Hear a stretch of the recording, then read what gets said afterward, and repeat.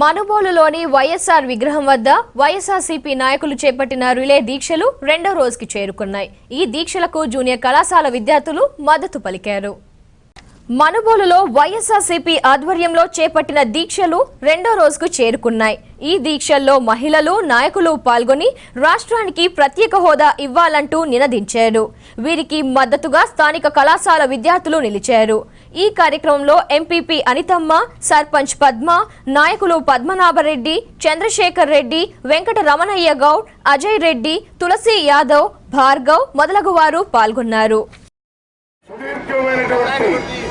అకుంఠిత దీక్షతో ప్రాణాలను కూడా లెక్క చేయకుండా ఈ రాష్ట్రం అభివృద్ధిలోకి రావాలా, ఈ రాష్ట్రంలో చదువుకున్న ప్రతి బిడ్డ ఉన్నత స్థాయికి పోవాలనేటువంటి ఆదేశంతో 90% కేంద్ర నిధులకు ఇవ్వకుండానే ఈ రాష్ట్రం ఖర్చు చేసుకోవచ్చు, ప్రత్యేక హోదా చాలా అవసరమైనటువంటి మాట ఆయన చెప్పడం తరచూ వస్తూ ఉంది. మా నాయకుడు వైఎస్ జగన్మోహన్ రెడ్డి గారు, మా నాయకుడు కాకాని గోవర్ధన్ రెడ్డి గారు ఆదేశాల మేరకు దీక్షకు మొదటగా మేము ఈరోజు దీక్ష కూర్చొని ఉన్నాము.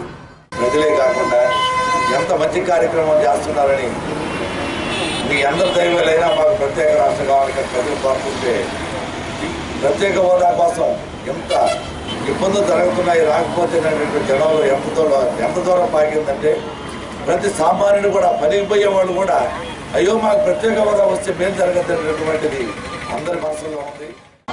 5 సంవత్సరాలని దాన్ని 10 సంవత్సరాలు ఇస్తామని సెంట్రల్ గవర్నమెంట్ మోదీ కూడా చెప్పడం అనేది జరిగింది. ఎలక్షన్స్ అయిపోయినాయి, వాళ్ళ కార్యక్రమాలు అయిపోయినాయి, చెప్పిన మాటలన్నింటినీ కాదని తర్వాత మన రాష్ట్ర గవర్నమెంట్ చీఫ్ మినిస్టర్ కూడా ఈ ప్రత్యేక హోదాని ఒకటి కోరారు.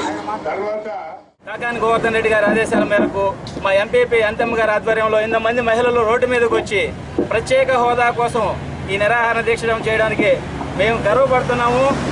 ఒక విధంగా చెప్పాలంటే ఈ ప్రత్యేక హోదా ఎంత అవసరం అనేది మేము ఎంత చెప్పుకున్నా కూడా చెమటోడికి చెందినట్టుగా కేంద్ర రాష్ట్ర ప్రభుత్వాలకి మేము ఫస్ట్ నుంచి చెప్తా ఉన్నాము. రాష్ట్రం విడిపోతే చాలా నష్టాలు వాటిస్తాయని. మేము ముఖ్యంగా విద్యార్థులు చాలా నష్టపడతారని ఆ రోజు చెప్పాము, ఈరోజు చెప్తున్నాము. ఆ రోజు సమైక్యాంధ్ర ఉద్యమానికి రాష్ట్రంలో ఉన్న ప్రజలు ఏ విధంగా స్వచ్ఛంగా తరలివచ్చి ఉద్యమం చేశారో ఈరోజు కూడా ఈ ప్రత్యేక హోదా కోసం ప్రజలు అలాగే స్వచ్ఛంగా వచ్చి ఈ ఉద్యమం మొదలుపెట్టాలని కోరుకుంటున్నాం.